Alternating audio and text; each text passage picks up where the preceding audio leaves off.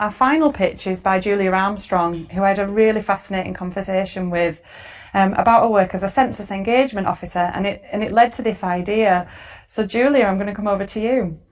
Yes, hello everyone. It was a fascinating conversation, and it's one of many that I've had while I've been doing this job as census engagement manager.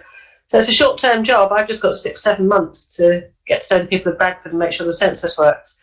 And my pitch is kind of indirectly connected to that, but as you'll hear from the other things I want to talk to you about today, that actually it's some ideas that lie very close to my heart, and it's something that the opportunity to work out what do I do next actually has been really helpful to think about what we're doing here.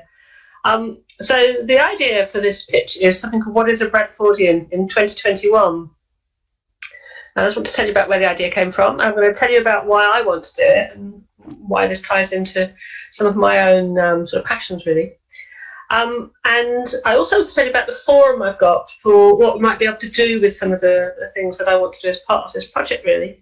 I'm a newcomer to the city, and I had my impression of Bradford from living down south for many years. And a few years ago, I started to travel across the UK a lot more for work, and I had my eyes opened, really, to the impression that I had of what the north was like completely changed, all went out the window. And lo and behold, a couple of years later, I'm moving up to West Yorkshire myself, so here I am. And this particular project, the idea came about while I've been talking to lots of different people in Bradford over the last 6 months.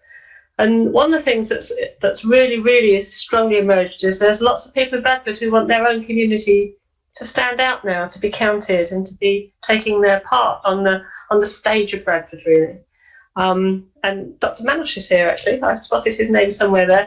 He's someone who's put me in touch with lots of really, really interesting people. And I've had some fascinating conversations with people who might have come to Bradford over many years and now feel very much that this is their time to say that they should take their part in the public life in the city, perhaps.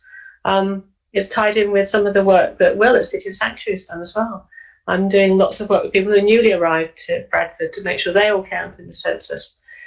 And using 2021 as a census sort of turning point, really, to say, well, who are we now? And it clearly just fits in entirely with everything that everyone else is talking about in all the various ideas people have had today. It's been absolutely fascinating, really, really fascinating. It makes me feel that the things I'm thinking of are actually very relevant to what's happening now. So what is it I want to do? What I actually want to do is start to collect people's stories. One of the things that's emerged, pretty much every single person I've talked to is about their pride in their part of Bradford society, really. Their sense of place, of what this place is, of what they've seen change over the years in this place. Families that have had a background in working in the wool industry, people that have come through various generations, people that have been here for their, born and bred from, I chatted with someone yesterday who's about 87, he was, as part of my census work, and talking to me about the job he had at Bradford Royal Infirmary and things like that. There's a huge pride in the place that I'd like to start to collect those stories, really. And why should I collect stories? Why is that my thing, I suppose is the next question. Well, my background before doing this current job is in guidance.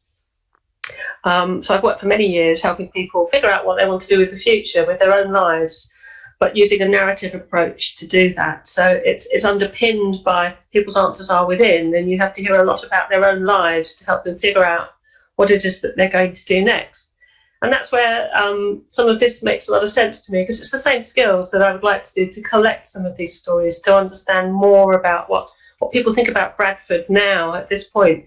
It's been such a dramatic year. People want to really start to reimagine what they are now. So yes, I want to use my skills as a guidance practitioner to collect people's stories, not from the aim of saying they've got to do something different in the future, which is what I've done in my job in the past, but really because it's important to listen to them. And that's the other side of the narrative work. It's really valuable to give people an opportunity to talk and listen to them. I'm professionally nosy. That's what really goes on in my working life, has always been, I want to hear about how people ended up doing what they're doing, which is great for careers guidance, but it's also interesting for every other sort of developmental thing you could do, is how did you end up where you are now, to work out what you're going to do next. So that all sounds great. That all sounds absolutely fantastic. There's some rich material there. Hopefully I've got some of the right skills to gather some of this together, but you have to decide what to do with it next. There's no point in me gathering all these stories and leaving a pile of bits of paper everywhere, or is it recorded, or am I just giving impressions, or what might it be? So there's two things left really to think about. One is what forum can this all be held in? And one of the things when I moved to this area just nearly 2 years ago now, was I hooked up with a friend of my brother's who also was from down south, but who came to university here in the 1980s and stayed. And between himself, myself, and another friend, the three of us, we've set up a community interest company called Bradford Woolly Heritage, largely based around Glyn's interest in the history of the wool industry in Bradford. But Dan and I know that we want to do something more with it as well, that we've got a great idea here, we want to do something else with it. Of course, it all got parked for the last year. But we had a really long talk about this last week, and actually the idea of collecting people's stories in Bradford, I think, is going to become a central part of Bradford Woolly Heritage. We don't know what we want to do with them yet, and that's what I actually want to use this pitch for, is to work out what do we do with this. We've got some lovely resources here. People's stories are so important. Newly arrived people, but people, as I say, who've lived there 87 years, born and bred in Bradford. So the pitch is about getting some ideas about how to structure and develop my approach for gathering people's stories. I don't know what we do with it. I don't know if it's going to turn into an oral history, a resource. We use it as a source material for a different creative outcome. Whether we use it as a teaching resource, whether we make a film, I don't know. And that's where the pitch comes in, about thinking about what's going on with this group here, to say, what can we do to help this idea develop into something that contributes more widely to the future of how people feel about Bradford. But so many of the things people have talked about today have absolutely resonated with me. People talk about a sense of place, people talk about a simple project, and some of these are very simple ideas to help recognise what it is to be a part of Bradford right now. And it is clearly on the cusp of a big change, which is absolutely brilliant. And I think I'd like to be part of that. I'd like to do something that contributes to that, using the skills I've got and what I've just spent the last 6 months doing, which is, as a newcomer to the city, finding out much more about what people think about Bradford. So that's me, really. That's my pitch. See what people think. Thanks so much, Julia. I'm sure everyone listening there can understand why I had such an interesting phone call with Julia. Yeah. I thought, census engagement, what does she want to talk to me about? I wonder. And then I was so excited by the end of the call. I mean, we can forgive people for not being born in Bradford. Not everyone has been that lucky. And we welcome you with open arms to our wonderful city. What do people think? I mean, I just think it's just a brilliant idea, don't you?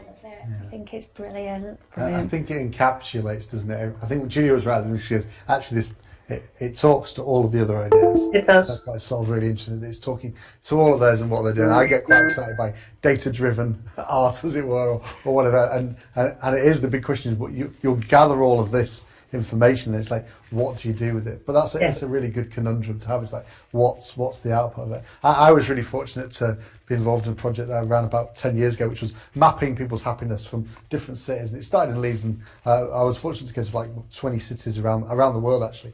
And actually what we ended up doing with that data was turn it into a live performance with a big 6-piece band. Now that might not be what for this, but actually what we realised was we just had so much information, we needed to do something with it. And I think it's the same with this. You'll just have it and go, this needs a different output, this needs something.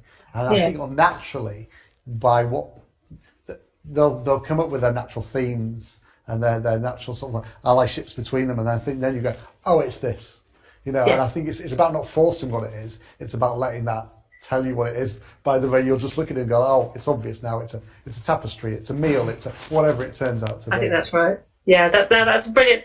Brilliant that you feel the same about that, because one of the words sentences I didn't use in my notes here was, I don't want to prejudge what this should be. That's really important, that it emerges from the complexity in the relationships that we find, as well as the detail of people's own, what they want to share. And it's about what they choose to share that does actually dictate then, so well, that clearly is about this, or it is they express themselves in that way, we should go in that direction. But it's the idea as well that it needs a bit of work to do the first part of this, to start to unpick it. So there is some structure to gathering it, otherwise it just becomes a huge pile of things, whether it's piles of bits of paper, mental bits of paper. Yeah. So that's actually what I was after, some ideas to help organise it, really. Yeah. I think it's great. Yeah, absolutely. And I think through Rich and some of the city cultural networks as well, if we sort of pitch out this idea, we're going to get some of those areas of interest. I know Peter's put something in the comments as well about a story he's done before of gathering stories. Yeah. And I think I'm just really really pleased. We didn't plan it this way. We had people just randomly suggest their pitches, but I'm pleased how much they complement each other. And as Hannah said earlier, it's about the stories of people, places in Bradford, and the narrative around that is really exciting. And I'm just really pleased that people want to have their voice heard now, and some of the stuff that you found out through the census, Julia, I found really fascinating of people just saying, I actually am part of this Bradford community now, and I've never spoken up before, but here I am. And look at me. So I think this is really exciting as well. So we are drawing towards the close of the event now.